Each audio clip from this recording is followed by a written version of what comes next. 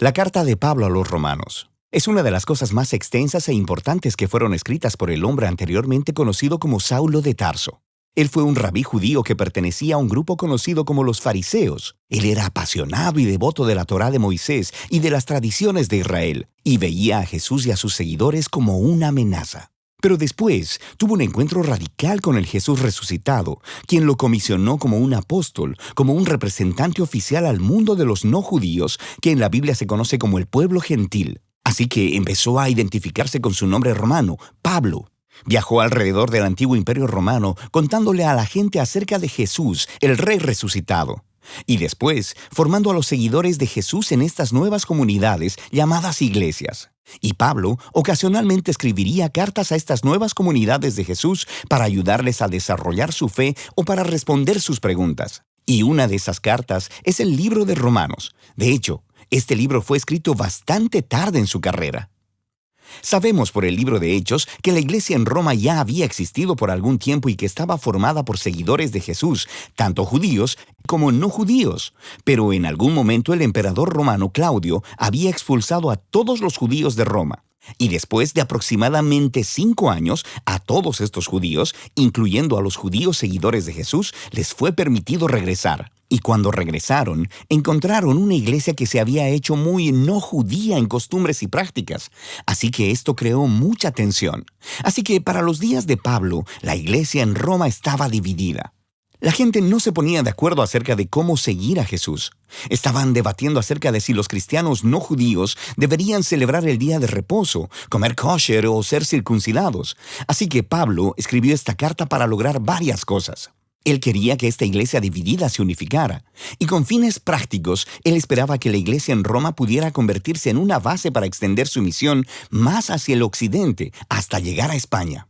Así que estas circunstancias fueron las que motivaron a Pablo a escribir su explicación más completa del Evangelio, las buenas nuevas que él anunciaba acerca de la vida, muerte y resurrección de Jesús.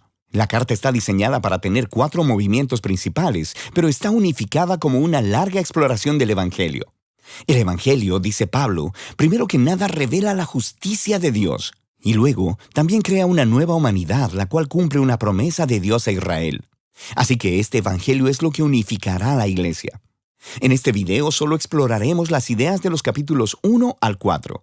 Así que Pablo empieza presentándose a sí mismo como un apóstol llamado por Dios para dar a conocer el Evangelio de Jesús, quien es el Mesías de Israel, que fue levantado de los muertos como el Hijo de Dios, Rey de las naciones. Y Jesús ahora llama a toda la humanidad a colocarse bajo su gobierno de amor. Y Pablo dice que esta buena nueva sobre el Rey Jesús es, primeramente, poder de Dios para salvar a las personas que confían en Él, y en segundo lugar, revela la justicia de Dios. Ahora, justicia es una palabra del Antiguo Testamento llena de significado para Pablo. Describe el carácter de Dios, que Él siempre hace justicia, lo que es recto y lo que es bueno, pero también que Él es fiel y justo para cumplir sus promesas.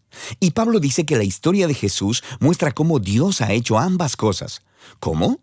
Bueno, primeramente hace un creativo recuento de los capítulos 3 al 11 del Génesis. Él muestra cómo todo el mundo gentil, todas las naciones, están atrapadas en una espiral de pecado y egoísmo. El corazón y la mente humana están quebrantados, dice Pablo. Le hemos dado la espalda a Dios para abrazar la idolatría, que quiere decir buscar significado en las cosas creadas y entregar nuestra lealtad a esas cosas y no a Dios. Esto resulta en una distorsión de nuestra humanidad y en comportamientos destructivos. Y lo que queda es una humanidad culpable delante de un Dios justo y recto. A lo que el pueblo de Israel podría decir, bueno, entonces es algo bueno que Dios escogiera a nuestro pueblo de entre las naciones. Él nos salvó de la esclavitud en Egipto, nos dio las leyes de la Torá y en ellas el día de reposo y el comer kosher y la circuncisión. Y todas estas leyes nos muestran la manera de vivir como el pueblo santo de Dios. Pero no tan rápido, dice Pablo. Él también les recuerda la historia de la Torá y del resto del Antiguo Testamento, el cual demuestra que Israel era tan pecaminoso, idólatra y moralmente quebrantado como el resto de la humanidad. De hecho, Israel es todavía más culpable que los gentiles, dice Pablo, porque ellos tienen la Torá y deberían saber cómo son las cosas. Así que, concluye Pablo, toda la humanidad, gentiles e israelitas, están desesperanzadamente atrapados y son culpables delante de Dios. Pero esa no es la última palabra. Las buenas nuevas de Jesús son la respuesta de Dios. En lugar de mantener a la humanidad en su culpabilidad, Jesús vino como el Mesías de Israel para morir en favor de todas las personas como sacrificio por los pecados. Como nuestro representante, Jesús tomó sobre sí mismo las justas consecuencias del dolor, del pecado y de la muerte que hemos causado en el mundo. Y Él venció a través de su resurrección de entre los muertos. Es esta nueva vida de resurrección la que Él pone a disposición de todos. Jesús se hizo lo que nosotros somos, para que nosotros pudiéramos ser lo que Él es. Y todo esto, dice Pablo, es la manera como Dios justifica a aquellos que confían o tienen fe en Jesús. Justificación es otro término del Antiguo Testamento lleno de significado para Pablo y se relaciona con la justicia de Dios. Literalmente significa declarar como justo. Debido a lo que Jesús hizo a nuestro favor, se nos da un nuevo estado delante de Dios.